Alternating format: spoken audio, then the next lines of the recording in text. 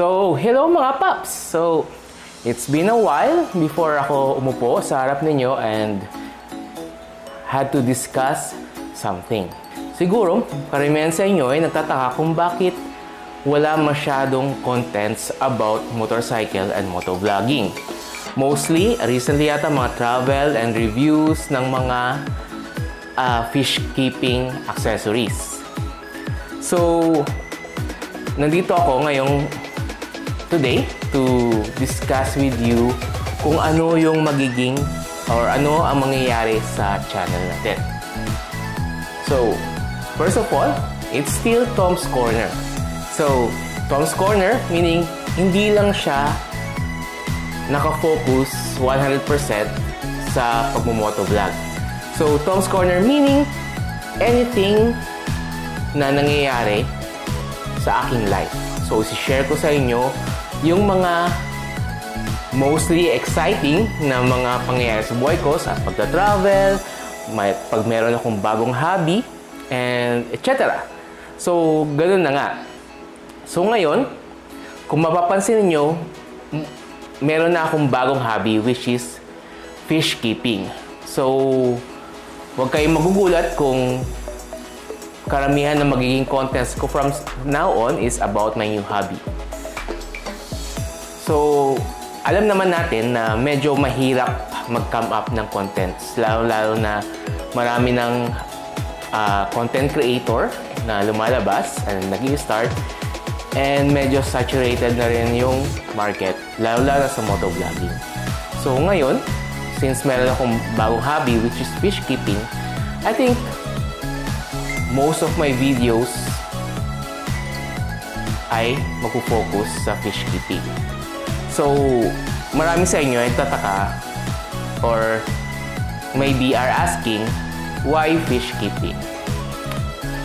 It's a good question. Actually, yung misis ko ang originally nahihilig sa fish keeping. Tapos ako, wala akong hindi ako na-excite and parang wala lang sa akin nung nag-start siya na magkuha ng mga bagong isda and nag-establish ng aquarium. So, siya lang mostly yung naglilinis, nagpapakain. Ako, passive lang. Kung kailangan lang may magpakain or pag wala siya, dun lang ako nag-step in para take care ng fishes sa aquarium. And it so happened na I saw this goldfish sa YouTube na nagulat talaga ako. And that goldfish is a ranchu. So if most of you don't know what ranchu is what the Japanese call the king of goldfish. Sila yung mga matataba na walang dorsal fin. Tataba na isda. Ito nakikita nyo sa likod ko, yan yung mga ranchu. Nung nakita ko siya sa YouTube, sabi ko, ang cute at ang tataba. So, may hilig kasi talaga ako sa mga pets na malalaki or mga matataba, gaya ko. So, kasi nagkaroon ako ng pet na chow chow. So, yun yung doon ako nag-start sa pagkikip din ng dog ko sa chow chow. So, ngayon, may nakita na naman ako, she's ranchu, and never in my wildest dreams na naisip ko na mauhook ako sa fish keeping. So, yun na nga, nag-start na, nakita ko yung ranchu, sabi ko, gusto ko yun. So, doon na nag-start, simula. So, kumuha na ako ng 15-gallon na aquarium.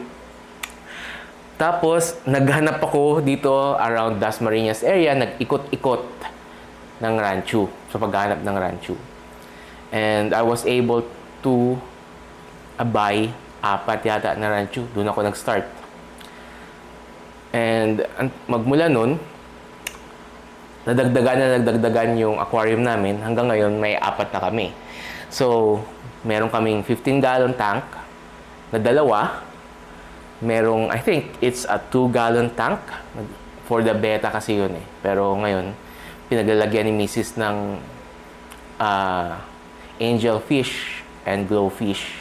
And yung pinakabago, which is a 50-gallon tank na nasa likod ko. So, yeah. So, nag-start sa 4 and nagtuloy-tuloy. And habang tumatagal ako sa hobby na to, actually, I think 1 month pa lang ako sa hobby na to. Habang tumatagal, I realized yung different breeds ng goldfish. Yung oranda rin. Nagkaroon kami ng isang oranda na ngayon ay masakit. Merong swim bladder disease na tinatry kong i-cure. And the rest ay rancho na. And so, like I said, may 4 kami na aquarium. And ito yung mga equipment ko. So, I started buying. Nung una, mga maliliit lang yung binibili ko. Pero it turned out na parang mas pricey siya in the long run. Dahil papakain mo siya, papakain hanggang lumaki. Alam naman natin yung mga goldfish, they wouldn't stop growing actually. So, tuloy-tuloy yan. Habang kumakain sila, lumalaki sila. Pero it will take a while. So, napuna ako na yung mga binili kong maliliit na goldfish, na rancho, ay matagal lumaki. Sabi ko, bakit nakikita ko sa TV na ganito, ang bibilis nila. Pero yun yung mga expert kasi na nagpapakain. So, sila, 8 to 10 times sila pakainin per day. Tapos, twice a day nila pinapalitan yung tubig, which is matrabaho. And recently, nag-decide ako na I will just buy ng malalaki na. Medyo pricey sila, pero now I know what to look for. Alam ko na yung quality, and recently nakabili ako ng imported na rancho from Thailand. Pricey siya, pero wala na akong ibang gagawin sa pag-groom sa kanya. So, i-maintain ko na lang yung body niya. Hindi niya kailangan ng mga power feeding na yan, 8 to 10 times, etc. Pakainin. So, yeah. So, yun na yung magiging direction ko from now on. Hindi pa po tapos to. Although, si Mrs. naiinis na halos every week kasi before ako bumibili ng rancho. So, ngayon, pumapayag naman siya, pero wag lang daw madalas. So, my target is once a month. Maghahanap ako ng magandang quality na rancho. And try kong punuin itong 50-gallon tank ko ng kaya, ng kakasya.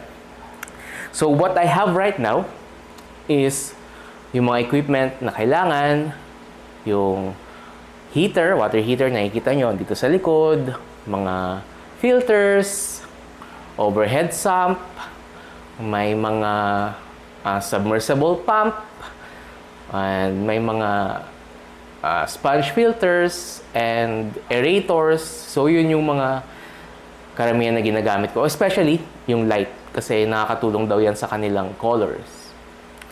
So, yun. So, what are my experiences? So, gaya nga ng sabi ko, at first, maliliit yung binili ko and napanood ko sa YouTube kung paano sila palakin ng mabilis, which is power feeding. And ang ginagawa ko before is, yun nga, 8 to 10 times ko pinapakain. And syempre, poop sila ng poop. Kailangan mong mag-water change every day. Ako, na-try ko na twice a day. And I realized na medyo matrabaho. So, nag-iba ako ng route. So, yun na nga. Bumili na ako ng malalaki na. And masaya siya. Alam nyo yung pag-stress out ka at the end of the day, uupo ka na lang sa harap ng aquarium mo, papanoorin mo yung mga fish mo na lumalangoy, lalo na kung ganyan ka-cute, nakakawala ng pagod. So, I think sa mga fish keeper na nanonood ng video ito, most of you will agree to that. And, yeah, so masaya, lalo na yung anak ko, si Tres, na natutuwa siya sa mga fish. So, inangkin niya na, sabi niya sa kanya daw yung mga fish head. Okay. So, it's very good na pareho kami ng hilig. And supported naman ako ni Mrs. Although, hindi lang ganun ka-extreme yung kanyang pagmamahal or ang kanyang level sa pag-fish keeping. Extreme on the point na gumagastos ng malaki. So, ngayon, nag-upgrade ako. Naging magastos. Noong una, yung aerator ko, isa lang yung pinapump. Kunwari. So, ngayon, 4 na. So, dumandagdag. Up to the point, I think, ngayon ay meron na akong more than 10 aerators. And 3 of those are battery powered. So, in case na mag-brown out, mag-step in siya or pwedeng ikaw nang mag-on para magkaroon ng air and oxygen yung